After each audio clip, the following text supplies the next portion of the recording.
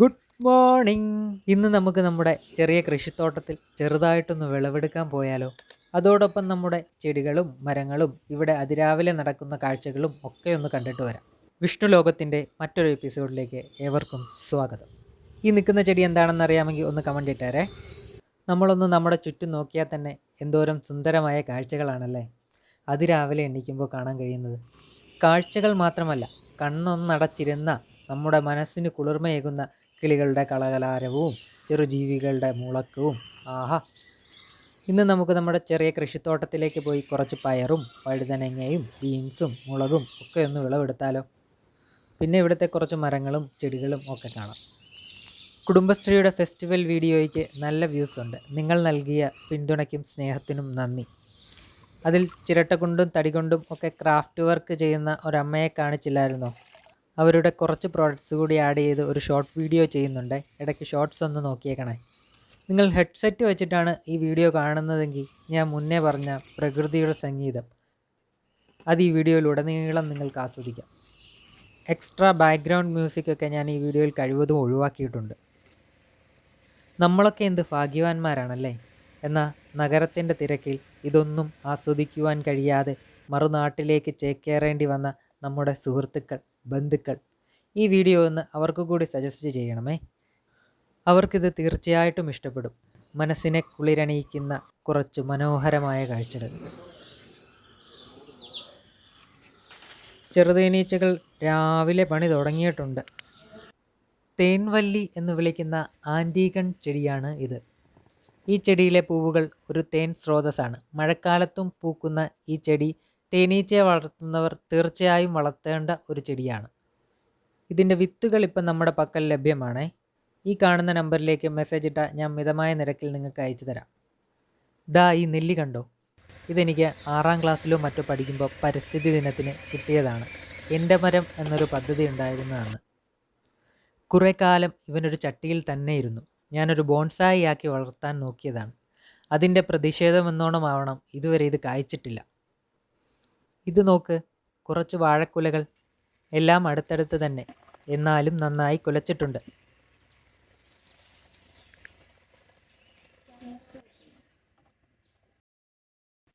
ഇത് ഞങ്ങളുടെ ബൊഗെയിൻവില്ല ചെടികളാണേ. പൂത്തു വരുന്നതേ ഉള്ളൂ, എന്നാലും കാണാൻ നല്ല രസമുണ്ടല്ലേ.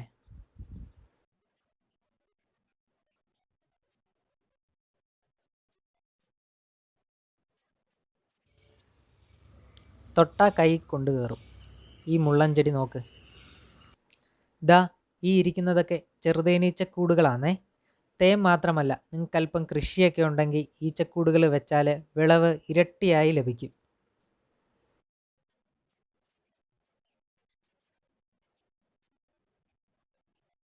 ഇത് പിന്നെ വിയറ്റ്നാം സൂപ്പർ ഏർലി എന്ന് പറഞ്ഞ പ്ലാവാന്നേ. വെച്ചിട്ട് 1.5 വർഷമായുള്ളൂ. ഇപ്പോൾ നന്നായി കായ്ച്ചിട്ടുണ്ട്. എന്നാൽ നമുക്കിനി വിളവെടുത്ത് തുടങ്ങാം. ഇത്രയും നീളമുള്ള ഈ പയറിനെ മീറ്റർ പയർ എന്നാണ് വിളിക്കുന്നത്.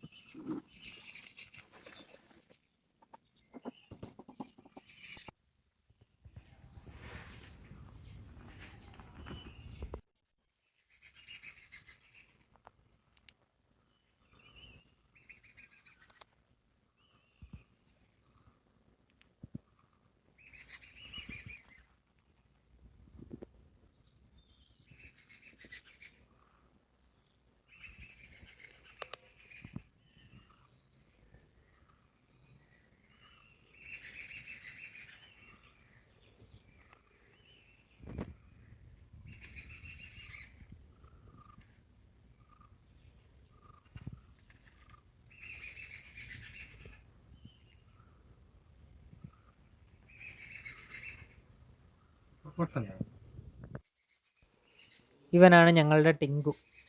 ബൈക്കിനും സ്കൂട്ടറിനും മുന്നിൽ കിടന്ന് തിത്തിത്താര കളിക്കലാണ് ആശാൻ്റെ ഹോബി. എല്ലാ വണ്ടികളോടും ഒന്നുമില്ല, നമ്മുടെ വീട്ടിലെ വണ്ടികളോട് മാത്രമേ ഉള്ളൂ ഈ പ്രശ്നം. കോഴികൾ അലയ്ക്കുന്നു. കൂട്ടിലെന്തോ അറ്റാക്ക് ചെയ്യാൻ വന്നു എന്ന് തോന്നുന്നു. നമുക്കൊന്ന് പോയി നോക്കിയിട്ട് വരാം.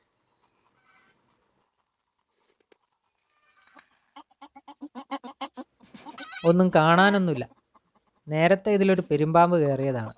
നല്ല സ്ട്രോങ് കൂടാന്നേലും മഴയായതുകൊണ്ട് ഞങ്ങൾ കൂടടയ്ക്കാനൊന്ന് വിട്ടുപോയി.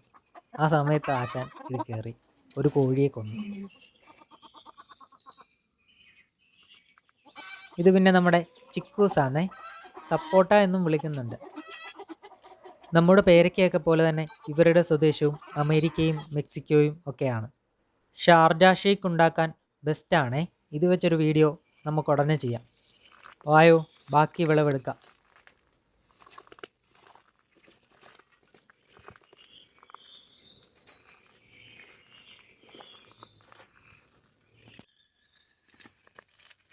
വഴുതന കുറച്ചുണ്ട്.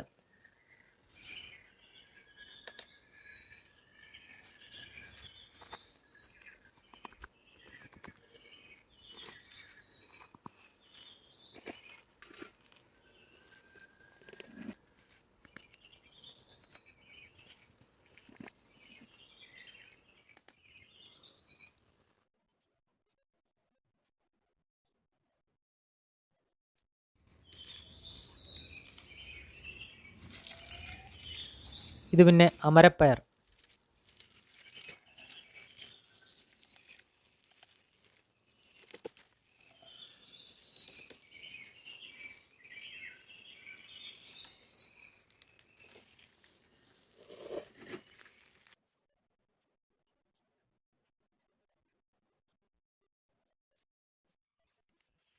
പിന്നെ പച്ചമുളക്.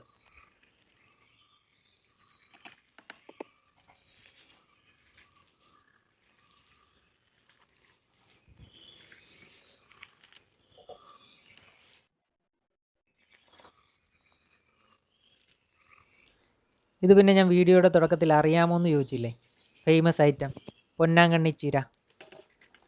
ബാക്കി ചീരയൊന്നും ഞാൻ അങ്ങനെ കഴിക്കാറില്ല, പക്ഷേ ഇത് കഴിച്ചപ്പോൾ നല്ല ടേസ്റ്റ് തോന്നി. ഇത് നമ്മുടെ സാദാ ചീരയുടെ തൈകളാണേ.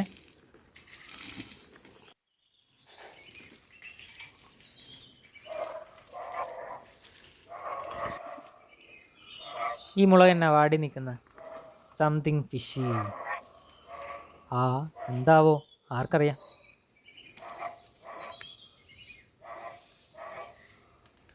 കുറച്ച് മുളകും കൂടിയുണ്ട്.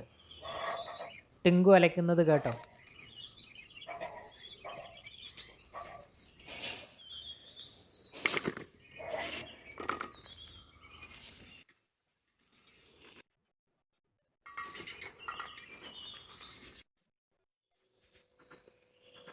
പയറായിരുന്നു വിളവെടുത്തതിൽ മെയിൻ ഐറ്റം.